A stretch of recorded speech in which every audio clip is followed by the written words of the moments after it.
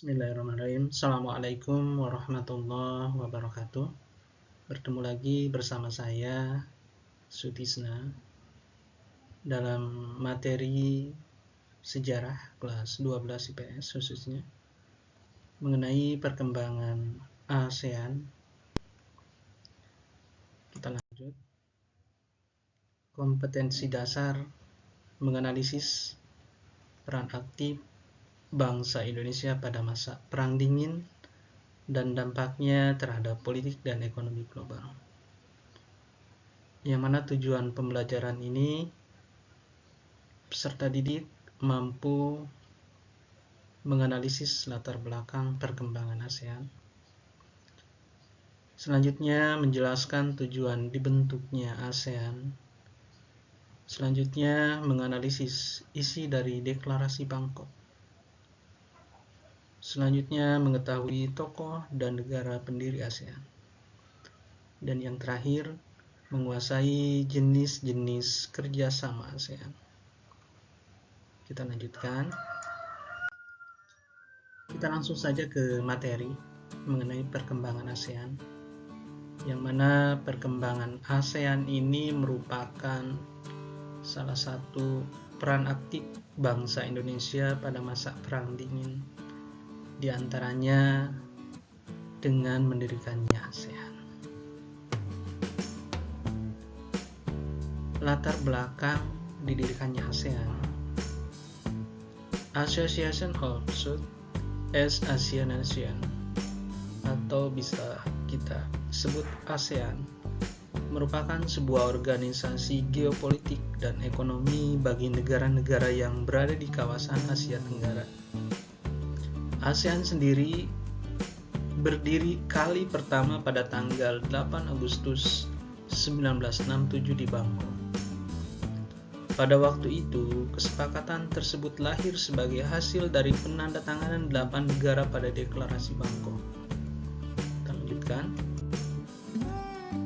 Pendirian organisasi ASEAN dilatar belakangi oleh hal-hal sebagai berikut. A. Bangsa-bangsa yang mendiami kawasan Asia Tenggara mempunyai kesamaan dalam hal kebudayaan, bahasa, tata krama pergaulan, dan pola kehidupan. Secara antropologis, mereka tergolong dalam rumpun Melayu Austronesia. B. Persamaan nasib akibat penjajahan bangsa-bangsa Eropa, terutama mengakibatkan penderitaan dan kesengsaraan bangsa-bangsa di Asia Tenggara. Keadaan ini lebih diperburuk lagi oleh ambisi Jepang untuk melebarkan kekuasaannya di kawasan Asia Tenggara dalam Perang Dunia Kedua. C. Atau yang ketiga, kawasan Asia Tenggara merupakan kawasan strategis dalam percaturan politik dan ekonomi internasional. Oleh karena itu, negara-negara di Asia Tenggara berupaya untuk memanfaatkan posisi strategis tersebut secara aktif. Kita lanjutkan. Pendirian ASEAN dimaksudkan untuk mewujudkan efektivitas dan efisiensi hubungan antara negara di kawasan Asia Tenggara dengan berdasarkan kerjasama non-militer dan non-politik. Tujuan dibentuknya ASEAN. Tujuan dibentuknya ASEAN tercantum dalam Deklarasi Bangkok. Salah satu tujuan dibentuknya ASEAN adalah mempercepat pertumbuhan ekonomi, kemajuan sosial, serta pengembangan kebudayaan di kawasan ini melalui usaha bersama dalam semangat kesamaan dan persahabatan. Ini untuk memperkokoh landasan sebuah masyarakat bangsa-bangsa Asia Tenggara yang sejahtera dan damai. Oke, next. Deklarasi Bangkok pada 8 Agustus 1967. Pada tanggal 8 Agustus 1967, perwakilan dari 5 negara bersepakat untuk menandatangani Deklarasi Bangkok. usai membahas rencana pembentukan sebuah organisasi regional di kawasan Asia Tenggara. Deklarasi Bangkok lantas menjadi landasan pendiri ASEAN. Adapun 5 tokoh ASEAN itu adalah: pertama ada Adam Malik yang merupakan Menteri Luar Negeri dari Indonesia. Yang kedua Narcisco Ramos yang merupakan Menteri Luar Negeri dari Filipina. Yang ketiga ada Tun Abdul Razak yang merupakan Wakil Perdana Menteri dari Malaysia. Dan yang keempat ada S. Raja Ratman yang merupakan Menteri Luar Negeri Singapura. Dan yang kelima ada Thanat Khoman yang merupakan Menteri Luar Negeri dari Thailand.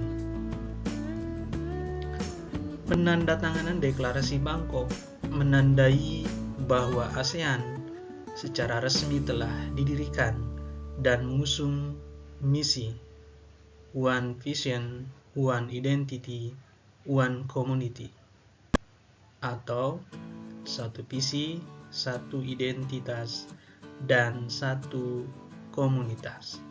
Oke, nice.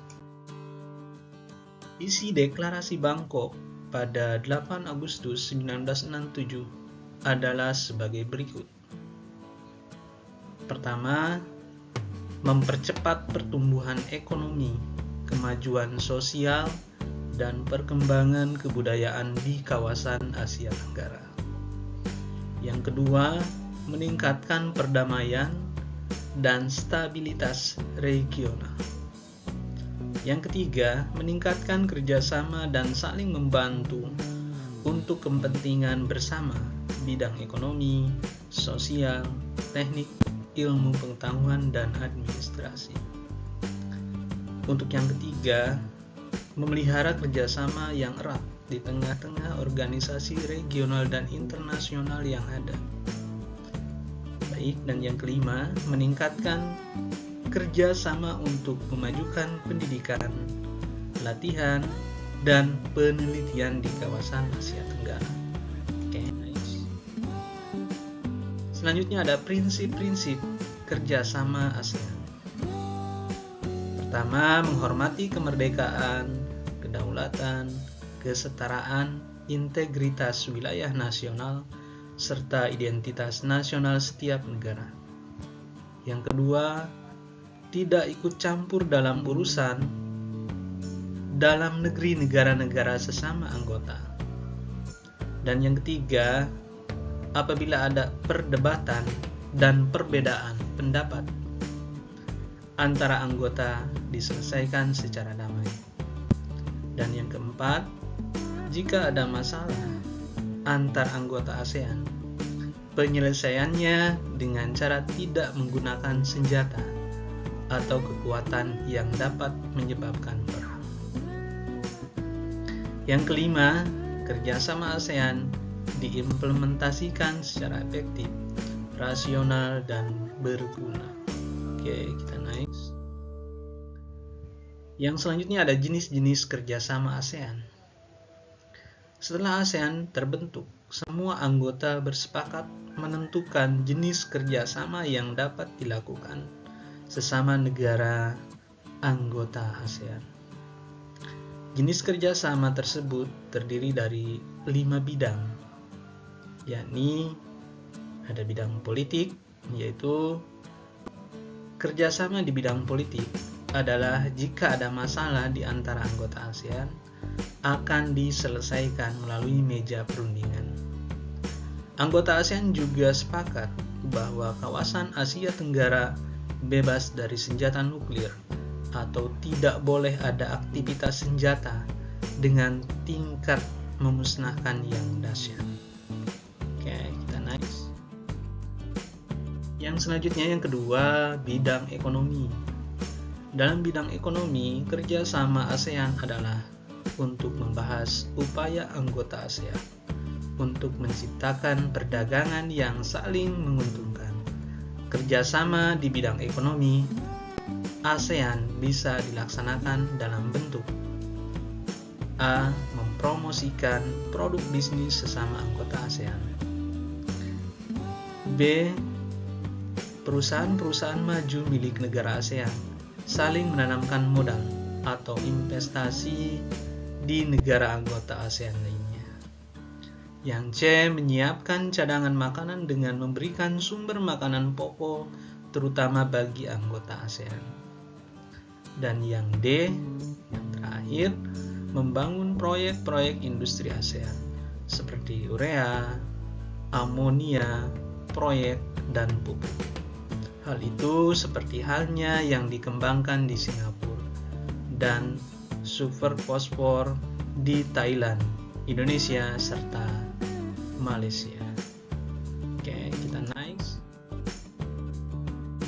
Yang ketiga ada sektor sosial. Kerjasama ASEAN di bidang sosial meliputi: pertama, pencegahan narkoba dan mitigasi; kedua, penanggulangan bencana alam; ketiga, perlindungan terhadap anak; keempat, menyeimbangkan kesejahteraan sosial. Yang selanjutnya di bidang kebudayaan. Di bidang kerjasama budaya antar ASEAN sebagai berikut. Pertama, pertukaran pelajar antar anggota negara ASEAN. Kedua, pemberantasan buta huruf. Ketiga, pertukaran acara program televisi ASEAN. Keempat, Kongres Pemuda memegang ASEAN. Dan yang kelima, festival lagu. Oke, kita next. Dan yang selanjutnya di bidang militer. Negara anggota ASEAN telah sepakat untuk realisasi keamanan wilayah mereka. Setiap beberapa bulan sekali mengadakan latihan militer bersama. Contoh yang pernah dilakukan adalah latihan militer dengan nama Sandilang Malindo, yaitu latihan militer antara Angkatan Udara Indonesia dan Malaysia. Oke, terima kasih. Itu paparan materi pada pertemuan kali ini. Selanjutnya kita lanjutkan pertemuan selanjutnya yang membahas mengenai peran aktif bangsa Indonesia setelah Perang Dingin. Pada masa Perang Dingin, ini bukan hanya pembentukan ASEAN saja, ada kegiatan yang lain, diantaranya ada non-blok. Ya. Oke, mungkin cukup sekian. Assalamualaikum warahmatullahi wabarakatuh.